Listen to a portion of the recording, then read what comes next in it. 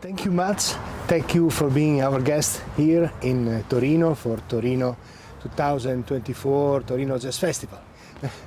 My pleasure. Improvisation plays an important role in your music. And how do you approach it? Any guideline or instant confrontation with your fellow musicians? Yeah, it's different in different contexts and different groups, of course, but improvisation is a mechanic that I'm very interested in because it's about communication, and communication is about sharing, and I think on a deeper level sharing is something we humans need to do a bit more, yeah? Because we are in a relatively weird time right now, and there's a lot of shit going on which I don't really like. And I think to do this kind of music, when it's a lot about direct communication between human beings, is something that can perhaps be a help for some people to understand the whole situation a bit better. And we love to improvise anyway with our music. So improvisation will always be a very important part, but with the end, this group, there's a lot of composition too. So it's a balance between the composed material and the open stuff and the frictions that are born between the composition and the open stuff. So this is what we are dealing with all the time, to find a balance.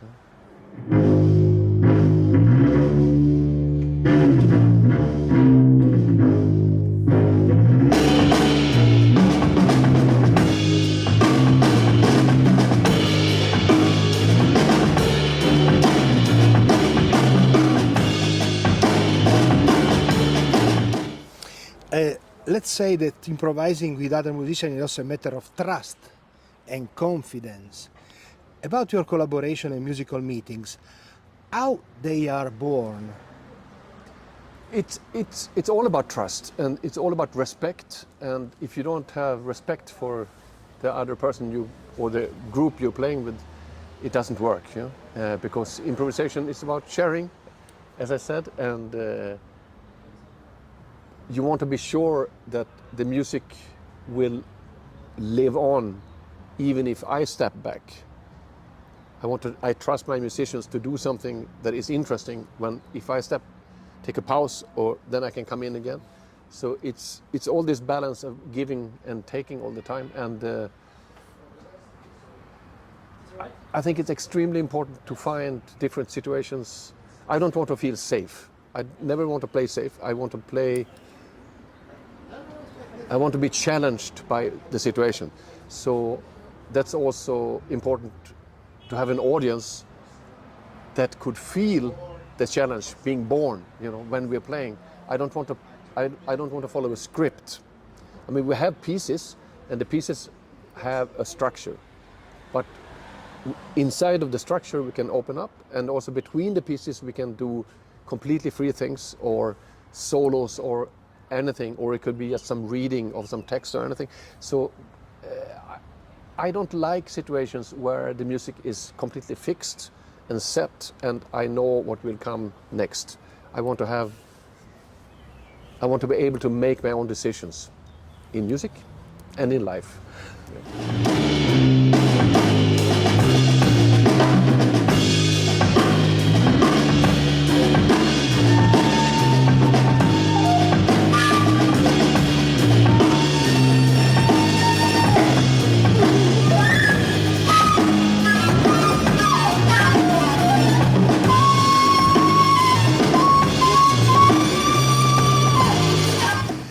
Scandinavian contemporary musical scene is giving us often surprises and testimonies of a fresh and interesting environment.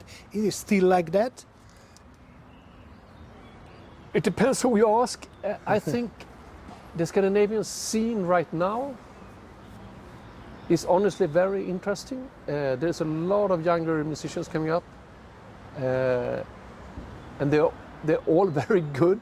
And I see, like in in Norway and Denmark and Sweden too, and Finland. There's an amazing amount of really great improvisers coming up now, and I'm very happy to say that also the gender balance is so much better in Scandinavia than the rest of Europe, I have to say.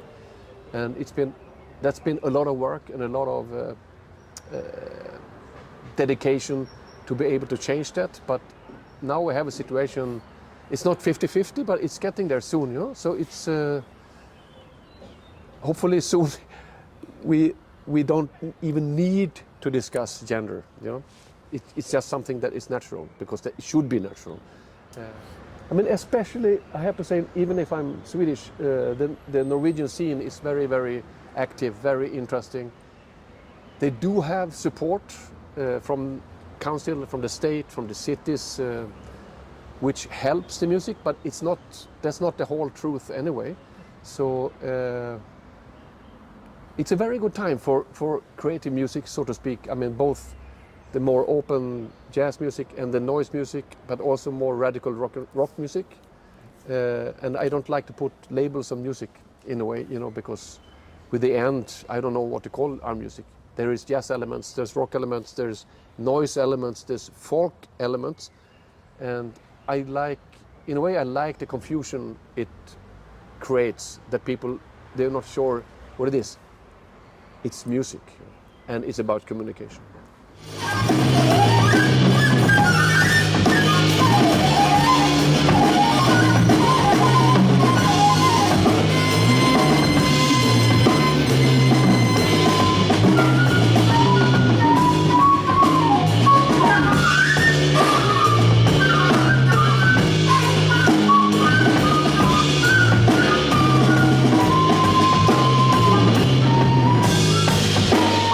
In your opinion, what is the key to grow as an artist and musician?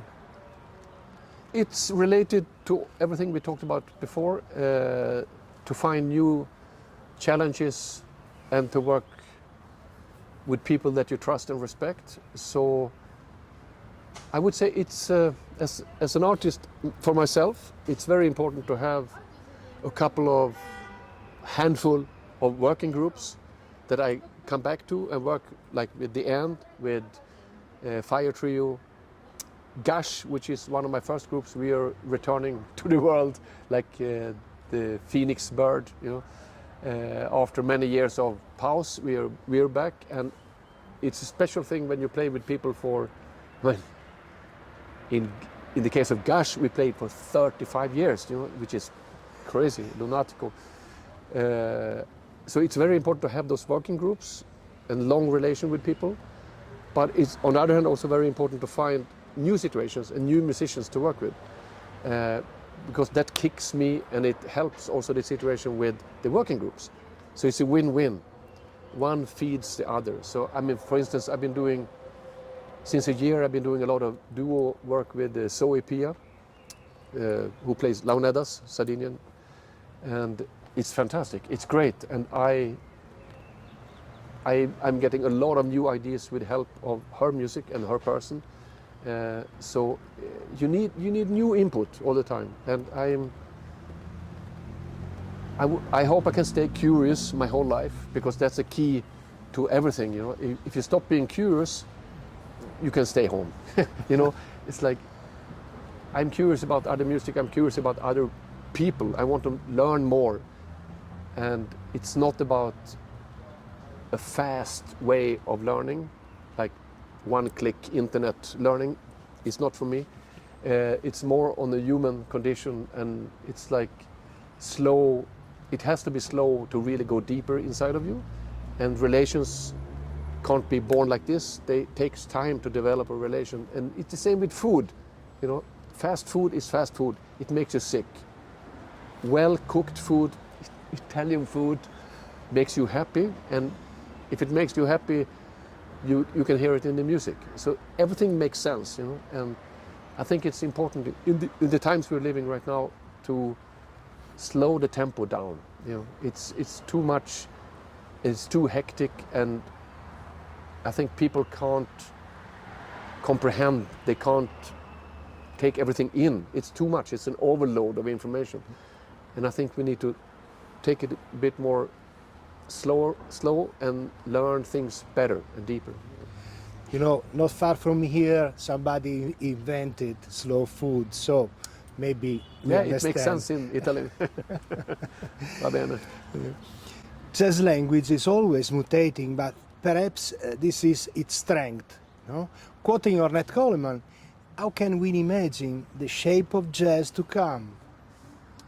I think the shape of jazz to come is here all the time.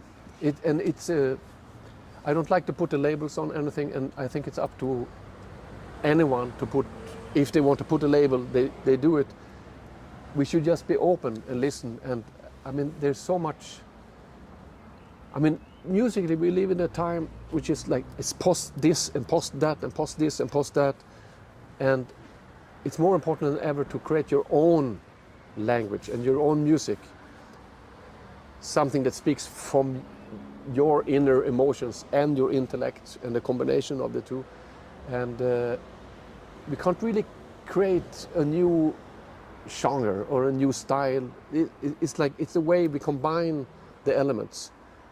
And it's the person behind the instruments that matters. And if we can do that, it's going to be good. We have the shape of jazz to come. Thank you very much. Thank you much. Grazie, prego.